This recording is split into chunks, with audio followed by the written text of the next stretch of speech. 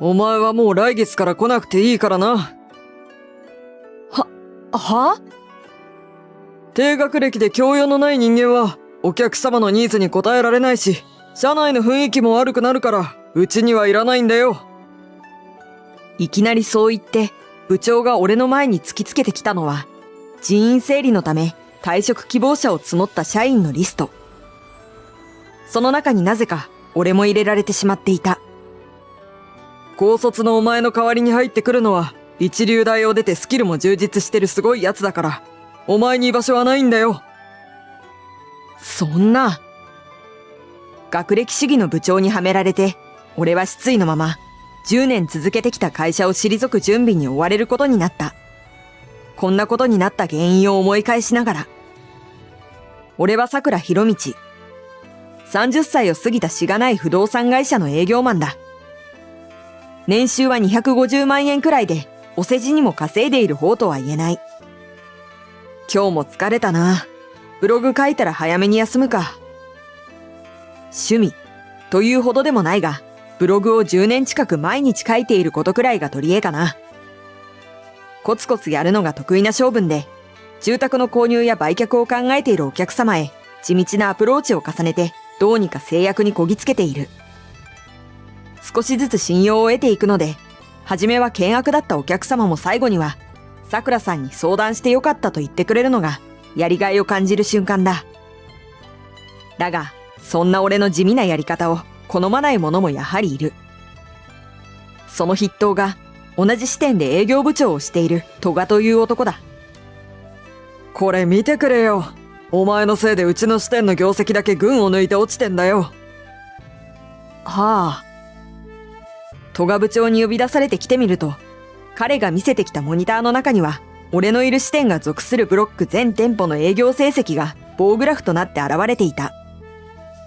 言うほどダントツではないと思うんだけど。と言おうとしたら、戸賀はこう続ける。お前は額がなくて、スパッとお客に決めさせることができないんだよな。と。お客だって額のない営業マンより、額がある営業マンから買いたいって思うだろ。その結果がこれだ。数字は嘘をつかないからな。それは、俺は粘り強くコツコツお客様と話を続けるスタイルだから、すぐには結果が出てこないんだ。決して学歴の問題じゃないと反論したのだが、戸賀部長は聞く耳を持たない。いつもこうだ。この男は自分がいい大学を出たからなのか、学歴の低い俺みたいな社員を見下して、悦に浸るのが大好きなんだ。高卒はこれだからな。確かに戸賀の言うように、俺は高卒だ。学生時代に父親を亡くしたため、大学に進学するお金がなかった。母親と妹を助けるために、やむを得ず高卒での働き口を探していたら、当時の社長がそんな俺を気に入ってくれて、最終面接に通ったんだ。その社長も去年他界して、役員の中の一人が新社長に就任した。思えば、その頃から会社の空気も変わっていって、戸賀の態度もことさら悪くなっていったんだっけ。そしてとうとう、俺は戸賀に呼び出されて、いきなり解雇されてしまうのだった。お前はもう来月から来なくていいからな。はあ？低学歴で教養のない人間は、お客様のニーズに応えられないし、社内の空気も悪くなるから、うちにはいらないんだよ。ある日、いきなりそう言って、戸賀が俺の前に突きつけてきたのは、高齢などの理由で早期退職を希望する社員のリスト。なぜかその中に俺も入れられてしまっている。当然、何の話も聞いていないし、希望した記憶もない。こんなのおかしいです。なんで俺に何の事前報告もなく解雇されなきゃいけないんですか？もう決まったことだからどうにもならないんだよ。それに、高卒のお前の代わりに入ってくるのは、一流大を出てスキルも充実してるすごいやつだから、どのみちお前に居場所はないんだよ。そんな、不当解雇じゃないか。なんでも、部長と新社長は親戚関係らしく、それによって前々から気に入らない俺のことを解雇してしまうように社長へ話していたらしい。でも、だからといって、ここで争ってどうなるんだ？仮に今回なんとかなったとしても、また何かにつけて解雇させられるんじゃないか。それに、そこまでしてこの嫌な会社に居続ける必要性はあるんだろうか。よほどの大失態をした懲戒解雇でもない限り、失業保険も出るはずだし、再スタートするしかないか。俺は諦めて解雇を受け入れることにした。ほどなくして例の、名前は鈴木というらしいが、高学歴でスキルもある、とにかくすごいらしい新人が入ってきた。鈴木っす。今日から世話になりやーす。おねっしゃーす。ああ、さくらです。よろしく。じゃあ自分の仕事の引き継ぎをお願いしたいから、まずはこの辺りから。ちょっと、聞いてるかな？携帯しまって。俺は彼に、これまでの案件や進行中の案件などを1ヶ月かけて引き継ぎし、その後ひっそりと会社を去ることに。それにしてもあの新人、茶髪だし肌焼いてるし、毎日ビーチサンダルで出社してきてるけど、本当に大丈夫なのかな。戸賀部長も何も言わないんだけど、学歴の前には些細なことなのだろうか。あんなんでお客様からの信用を得られるのか、ちょっとわからないんだけど。まあ、俺は俺の心配をしないと。引き継ぎの間も転職活動をしていたが、うまくいかなかったので、明日からは無職だ。早いところ何とかしないと、ブログのネタもままならない。そう思って携帯を見たら、書類を送っていたある会社からの面接の案内が来ていた。ここは、かつてのライバル会社だな。まあ、退職した人間がそれまでのノウハウを生かして、同業他社に行くなんてよくある話だ。とはいえ、収入は減りそうだけど、それも仕方ない。後日、俺は面接室の扉をノックして、緊張の面持ちで入室すると。失礼しま、あれ？そこにいたのは、面接官と重しき男性。そしてもう一人いたのは、俺でも顔と名前くらいは知っている、この会社の社長、紫水社長だった。君のことを待っていたよ。ぜひうちに来てほしい。そんなこんなで、俺は無事に転職することができた。ライバル会社、いや、新しい会社は思った以上に快適で、嫌な上司もいないし、落ち着いて働くことができている。やはり、職場って人間関係が一番大事だよな。ところがある日、前の会社やあの上司のことなんか忘れかけていたとき、唐突に携帯が鳴って、画面には戸賀という思い出したくもない名前が出ていた。しかも今、俺の目の前には偉い人がいて、ぶしつけに電話に出られる空気じゃない。黙って携帯をしまおうとすると、その人から出ていいよと言われたので、俺は一礼してから出ることにした。すると、おい、さくらお前、今何やってる？ちょっと戻ってきてくれないか。何か引き継ぎ忘れでもありましたか？慌てた様子で戸賀部長が俺に復職してほしいと訴えてきている。なんでも、俺の代わりに新しくやってきたあの鈴木こと高学歴ビーチサンダルは、学歴詐称して入社したことが露見したらしい。それだけではなく、退職の時まで付き合ってくれた十数人のお客様が、さくらはどこに行ったと問い合わせを連発してきて、ほとほと困っているらしい。お取引中のお客様方には全員、勝手ながら退職するので、今後は鈴木さんに引き継ぎます。とご案内させていただいたはずですが。そういう問題じゃないんだよ。鈴木の態度が気に食わなくて、さくらに戻ってきてほしいって要望が絶えないんだ。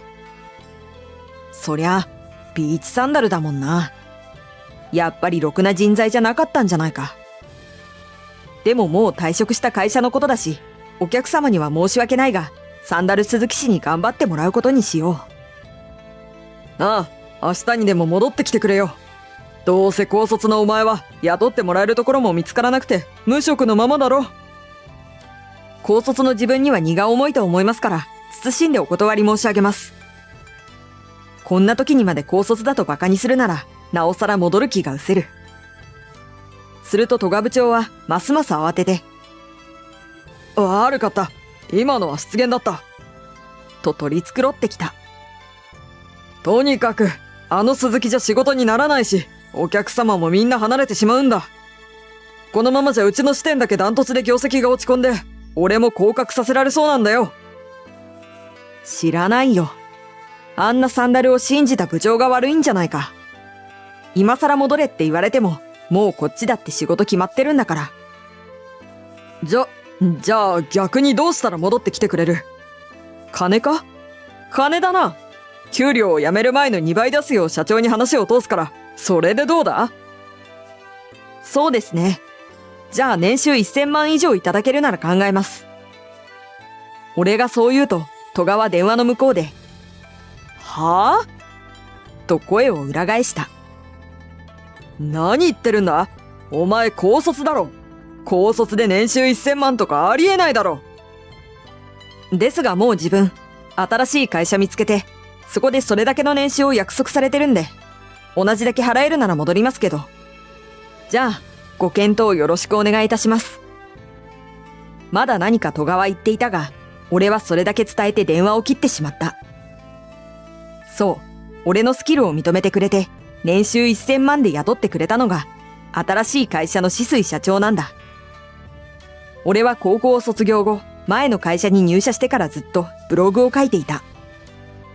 営業のことも不動産のことも何も知らなかったので、記録をつける意味で始めたブログだった。一日一記事、その日に学んだことや気づいたことをただ書き連ねていただけ。そんな内容だったから、アクセスなんて1日に3件もあればいい方で、全くのゼロという日も多かった。それでも自分のためだから気にせず書き続けていたら、少しずつアクセス数が増えていき、コメントがついたり、ランキングに載ったり、毎日来てくれる人がいたり、いつの間にか徐々に知名度が上がっていった。そしてそのブログは不動産業界の中でも有名になっていたらしく、今の会社の止水社長は俺のブログのファンだった。ということをあの日の面接で教えてくれた。とにかく毎日続いているのが驚きで、継続力と粘り強さがある。記事自体も面白いし、勉強になり、そのまま社員への教材にできるほどだ。と褒めてくれ、俺のことを前々から我が社に欲しかった人材だ。とまで言ってくれた。それって、つまり、採用ということでよろしいのでしょうか？だが営業職には回せられない。社長の言うには、宣伝部の課長枠が空く予定だから、まずはそこに入ってもらい、そこから部長のポストも用意するとのこと。部長になれば年収1000万を約束するとして、とりあえず650万からでどうだと提案してくれた。願ってもない話だ。この時点で年収は倍以上なので、俺は即受諾したのだ。だからもう前の会社に戻れと言われても、少なくとも年収1000万円以上でないと戻れないんだ。今の電話、誰からだったんだ？折しもその営業ブログのことで止水社長に呼ばれてランチしていたところだった。俺は正直にかけてきた相手のこと、向こうの会社の現状などを彼に伝えた。なんで前の会社を辞めたのか気になっていたが、そんな事情があったのか。ええ、情けない話ですが。ちなみに社長は面接時には退職理由を聞いてこなかった。聞いてきそうなものなのに不思議だったが、これも彼の懐の大きさということか。そうか、君ほどの才能の持ち主をそれだけ腐らせていたというのは、業界にとっての損失だし、少し反省してもらわないとな。そう言うと、社長は腕組みをして深く息づいた。俺の事情を知った止水社長の力によって、前の会社で不当解雇された事実が明るみに出た。前の会社の新社長は改革を推し進めようとするあまり、若くて高学歴の人間を優遇していたのだが、それが行き過ぎた形になったようだ。で、前の会社には厚生労働省によるメスが入り、行政処分が下され、大幅に信用が失墜。俺のいた支店も潰れてしまい、戸賀部長もどうなったのか不明だが、何らかの重いペナルティは背負うことになっただろう。それで今の俺には十分だった。俺はというと、新しい会社の宣伝部で課長職をやらせてもらっている。これまで個人でやってきた営業ブログのノウハウを存分に活かし、転職1年目にして抜本的な宣伝活動の改革に携わらせてもらった。今もブログはブログで続けていて、新しい会社には止水社長以外にも、俺のブログを知っている営業マンが複数いて、ちょっとした有名人みたいな扱いだ。新たな仲間たちとランチしながら営業トークに花を咲かせていると、止水社長が自らやってきて、おい、ブログの続きはまだか？とせかしてくる。なんてことも多い。バタバタしていて忙しくはなったけど、その分楽しくもなったから、結果オーライかな。これからも楽しく無理なく営業の仕事を続けていこうと、最近はよく思う俺なのだった。